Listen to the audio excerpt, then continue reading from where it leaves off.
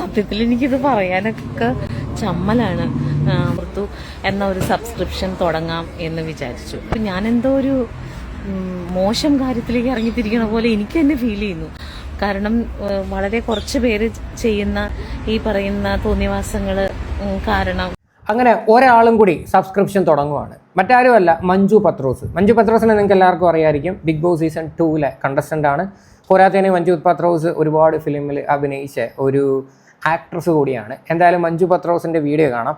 പക്ഷേ നിങ്ങളോട് മനസ്സിലാക്കേണ്ട, മഞ്ജു പത്രോസിൻ്റെ സബ്സ്ക്രിപ്ഷൻ എന്ന് പറയുമ്പോഴത്തേക്ക് അവിടെ ഈ പറയുന്ന അപരാധങ്ങളൊന്നും അല്ല കാണിക്കുന്നത്. പുള്ളിക്കാരത്തിയുടെ കുറേ പേഴ്സണൽ കാര്യങ്ങളും അതും ഇതൊക്കെ ആയിരിക്കും ഷെയർ ചെയ്യാൻ പോകുന്നത്. അതിനെപ്പറ്റി വ്യക്തമായിട്ട് പറയുന്നുണ്ട്. അതായത് സബ്സ്ക്രിപ്ഷൻ എങ്ങനെയാണ് യൂസ് ചെയ്യേണ്ടതെന്ന് ഈ പുള്ളിക്കാരത്തി പറയുന്നുണ്ട്. അപ്പം രേണുസുതി പോലെയുള്ള ആൾക്കാർ ഇതൊക്കെ കണ്ട് മനസ്സിലാക്കിയാൽ നന്നായിരിക്കും. ഇവിടെ സബ്സ്ക്രിപ്ഷൻ എന്ന് പറഞ്ഞു കഴിഞ്ഞാൽ എന്ത് തോന്നിവാസം മാത്രം കാണിക്കാനുള്ളൊരു സാധനം മാത്രമാണെന്ന് ചിത്രീകരിച്ചിരിക്കുന്ന വ്യക്തികളാണ് ഈ രേണുസുതി പോലെയുള്ള കുറച്ച് ആൾക്കാർ.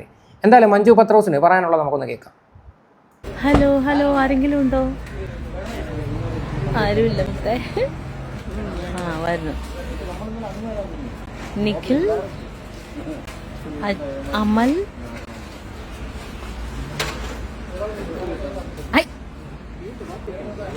സൂരജ്, ഷോൺ.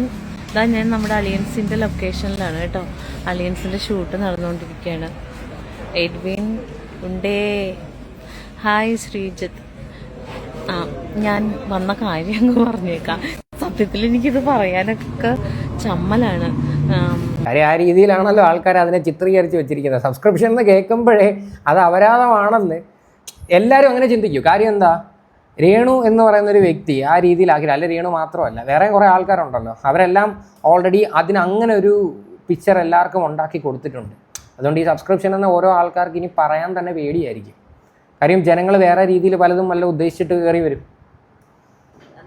എന്നുവെച്ചാൽ അതിനെ ഭയങ്കരമായിട്ട് ഈ പറയുന്ന പോലെ ഞാനിപ്പോൾ പറയാൻ പോകുന്ന സംഗതിനെ ഭയങ്കരമായിട്ട് ഈ ദുരുപയോഗം ചെയ്ത് അത് പുറത്തു പറയാൻ പറ്റാത്തൊരു സാധനമായിട്ട് മാറി. കേട്ടല്ലേ, അത് ദുരുപയോഗം ചെയ്തിട്ട് അത് പുറത്ത് പറയാൻ പറ്റാത്തൊരു സാഹചര്യമായിട്ടുണ്ടെന്ന് കറക്റ്റ് കാര്യമാണ് ഇവർ പറഞ്ഞതിനകത്തൊരു 100% ഞാൻ യോജിക്കുന്നത്. കാര്യം ഈ രേണുവിനെ പോലെയുള്ള കുറേ ആൾക്കാർ ആ കൊടുത്തിരിക്കുക, അതായത് ഇൻസ്റ്റാഗ്രാമിൽ അങ്ങനെ ഒരു ഓപ്ഷൻ കൊടുത്തിരിക്കുന്നത് അതും മറ്റൊരു രീതിക്ക് വേണ്ടിയിട്ടാണ് എന്നുള്ള രീതിയിലാക്കി തീർത്തിരിക്കുവാണ്. ഇതിനാണ് നമ്മൾ ഈ പറയുന്നത് ഇതെല്ലാവരും ആക്ഷൻ എടുക്കണം. ഈ പറയുന്ന മഞ്ജു പത്രോസിനെ പോലെയുള്ള കുറച്ച് ആൾക്കാർ ഇങ്ങനെയൊക്കെയുള്ള വീഡിയോസ് ചെയ്ത് കഴിഞ്ഞാൽ ഇതിന് പിന്നെയെങ്കിലും ഒരു കുറവ് വരും.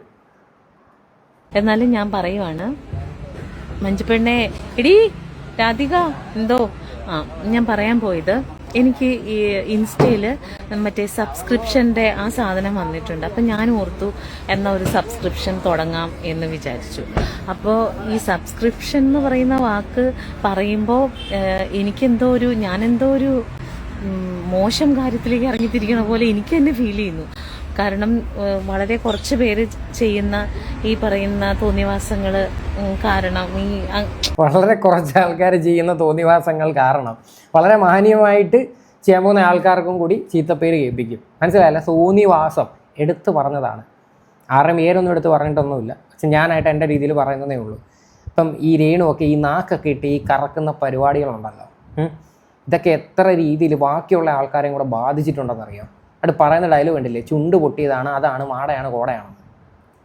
അങ്ങനെയല്ല, എന്നാലും അങ്ങനെ ചെയ്യുന്നത് കൊണ്ട് നമുക്കും കൂടെ അത് കുറച്ചും കൂടി നന്നായിട്ട് യൂസ് ചെയ്യാൻ പറ്റുന്ന ഒരു പ്ലാറ്റ്ഫോമിനെ മോശമായി പോയി. അത് അങ്ങനത്തെ ഒരു നിലയിലേക്ക് അത് വന്നു പോയി.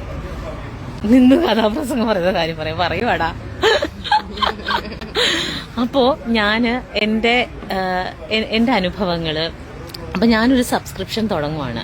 നിങ്ങൾ പറ്റുന്നവർ സബ്സ്ക്രൈബ് ചെയ്യണം. പക്ഷേ സബ്സ്ക്രൈബ് ചെയ്യുമ്പോൾ ഇതേപോലെയുള്ള ത്രസിപ്പിക്കുന്ന രംഗങ്ങളൊന്നും അതിനകത്ത് ഉണ്ടാവില്ല. അപ്പോൾ കേട്ടല്ലേ, അപരാധത്തിന് വേണ്ടിയിട്ടല്ല, അവരുടെ കുറേ പേഴ്സണൽ കാര്യങ്ങൾ എന്തൊക്കെയാണെന്ന് പുള്ളിക്കാരൻ പറയും. അപ്പം ഇതിനു വേണ്ടി മാത്രം യൂസ് ചെയ്യുന്ന ഒരു പ്ലാറ്റ്ഫോം അല്ലത്. മനസ്സിലായോ? ഇവരോടുള്ള സ്നേഹവും റെസ്പെക്റ്റും ഒക്കെ ആൾക്കാർക്ക് കൂടിയിട്ടേ ഉള്ളൂ. കാര്യം ഈ സീസൺ 2 ശേഷം ഒരുപാട് സൈബർ ബുള്ളിങ്ങും ഭയങ്കര നെഗറ്റിവിറ്റിയും നേരിട്ടൊരു വ്യക്തിയാണ് ഈ മഞ്ജു പത്രോസ് എന്ന് പറയുന്നത്. പക്ഷേ ഇപ്പം പുള്ളിക്കാരത്തി പറയുന്ന ഓരോ കാര്യങ്ങളും വാക്കുകളും കേൾക്കുമ്പം നമുക്ക് തന്നെ ഇവരോടൊരു റെസ്പെക്റ്റ് തോന്നും. എനിക്കങ്ങനെയാണ് ബേസിക്കലി ഫീൽ ചെയ്യുന്നത്. ശരിക്കും പറഞ്ഞാൽ ഈ ഇൻസ്റ്റാഗ്രാമിൽ ഇപ്പം മഞ്ജു പത്രോസ് മാത്രമല്ല വേറെയും ആൾക്കാരൊക്കെ ഉണ്ടെങ്കിൽ നിങ്ങളെല്ലാവരും സബ്സ്ക്രിപ്ഷൻസ് തുടങ്ങിയിട്ട് നിങ്ങളുടേതായിട്ടുള്ള പേഴ്സണൽ കാര്യങ്ങളോ എന്തെങ്കിലുമൊക്കെ ഉണ്ടെങ്കിൽ നിങ്ങൾക്ക് ഷെയർ ചെയ്യാൻ പറ്റും. ഞാനത് എക്സാമ്പിൾ പറയുന്നത് ആഹാന കൃഷ്ണ. ആഹാനയുടെ പേഴ്സണൽ ബ്ലോഗും കാര്യങ്ങളൊക്കെ മാത്രമാണ് പുള്ളിക്കാരത്തിൻ്റെ സബ്സ്ക്രിപ്ഷനകത്തുള്ളത്. അതേപോലെ തന്നെ നിങ്ങളുടേതായിട്ടുള്ള എന്തെങ്കിലുമൊക്കെ കാര്യങ്ങൾ ഷെയർ ചെയ്ത് അത് ആ ഒരു രീതിയിൽ അതിനെ യൂസ് ചെയ്യുക. അല്ലാതെ അപരാധം കാണിച്ചു കഴിഞ്ഞാൽ മാത്രമേ അതിൽ നിന്ന് കാശ് കിട്ടൂ എന്നുള്ളൊരു ചിന്താഗതി ഉണ്ടെങ്കിൽ ആ പരിപാടി അങ്ങ് നിർത്തിക്കോ. കാര്യം അത് ഒരുപാട് പിള്ളേരെയും കൂടെ അതൊക്കെ ബാധിക്കും. ഇനി വരുന്ന തലമുറയൊക്കെ ഞാൻ പലവട്ടം പറഞ്ഞിട്ടുണ്ട്, ഈ സബ്സ്ക്രിപ്ഷൻ്റെ യൂസ് കാരണം പല പേരൻസിൻ്റെ പോലും പെർമിഷൻസ് ഇല്ലാതെ അവരുടെ ഫോൺ യൂസ് ചെയ്ത് പല പിള്ളേരും കയറി ഈ സബ്സ്ക്രൈബ് എന്ന് പറഞ്ഞ് ക്ലിക്ക് ചെയ്യുമ്പോൾ ഓട്ടോമാറ്റിക്കലി പോണത് എങ്ങോട്ടായിരിക്കും? ഗൂഗിൾ പേയിലോട്ടായിരിക്കും പോകുന്നത്. പിന്നെ അവിടുന്ന് നമ്മൾ ആ ഒരു ട്രാൻസാക്ഷൻ നടത്തി കഴിഞ്ഞാൽ എല്ലാ മന്ത്ലിയും ഇത് ഓട്ടോ ഡെബിറ്റ് ആയിക്കൊണ്ടേയിരിക്കും. അവരറിയില്ല ചിലപ്പോൾ. അങ്ങനെ പല ആൾക്കാരും മേ ബി ഈ കൊച്ചു പിള്ളേരൊക്കെ ഇതിനൊക്കെ കയറി കാണിയടിക്കുകയൊക്കെ ചെയ്ത് കഴിഞ്ഞാൽ അത് അവരുടെ ലൈഫിനെയൊക്കെ അല്ലേ ബാധിക്കുന്നത്. അതുകൊണ്ടാണ് ഞാൻ പലവട്ടവും പറയണത്, ഇങ്ങനെയൊക്കെയുള്ള നല്ല പ്രവൃത്തികൾക്ക് വേണ്ടിയിട്ട് ഈ ഒരു സബ്സ്ക്രിപ്ഷൻ യൂസ് ചെയ്യുക. അങ്ങനെ താല്പര്യമുള്ള ആരും സബ്സ്ക്രൈബ് ചെയ്യണ്ട. അല്ലാത്തവർക്ക് പറ്റുന്നവർ സബ്സ്ക്രിപ്ഷൻ എടുക്കണം. എനിക്ക് പറയാനുള്ളത് എൻ്റെ ഈ ഫീൽഡിൽ വന്നിട്ടുള്ള അനുഭവങ്ങൾ, അതല്ലാത്ത എൻ്റെ ജീവിതയാത്രകൾ, ഇനി എന്തെങ്കിലും ചെറിയ യാത്രകൾ പോവുകയാണെങ്കിൽ അങ്ങനെയുള്ള എൻ്റെ രസകരമായിട്ടുള്ള, എൻ്റെ വിഷമിപ്പിക്കുന്ന, എൻ്റെ സന്തോഷങ്ങൾ, അങ്ങനെയെല്ലാം എനിക്ക് ഷെയർ ചെയ്യാനുള്ള ഒരു സ്ഥലം എന്നുള്ളതാണ് ഞാൻ ഉദ്ദേശിക്കുന്നത്. അപ്പോൾ പറ്റുന്നവർ ഇത് സബ്സ്ക്രിപ്ഷൻ എടുക്കണം കേട്ടോ. അത് പറയാൻ വേണ്ടിയിട്ടാണ്. ഈ പറയുന്ന പോലെ ഇതില്ല, മറ്റേ ഇതില്ല കേട്ടോ. അത് ആദ്യമേ പറഞ്ഞേക്കാം.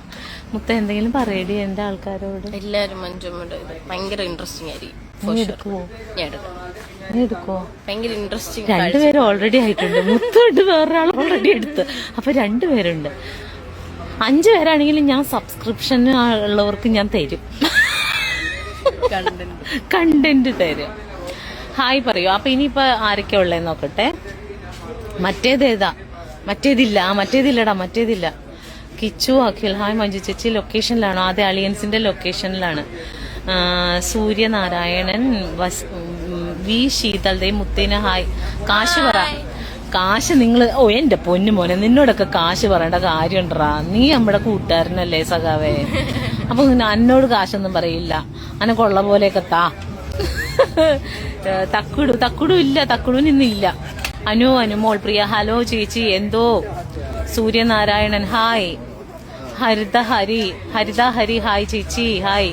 ഷിനെ പെണ്ണുങ്ങളും ഒക്കെ വന്നോട്ടെ എന്റെ സബ്സ്ക്രിപ്ഷനിൽ. ആണുങ്ങൾ മാത്രം പോരാ, പെണ്ണുങ്ങളും വേണം.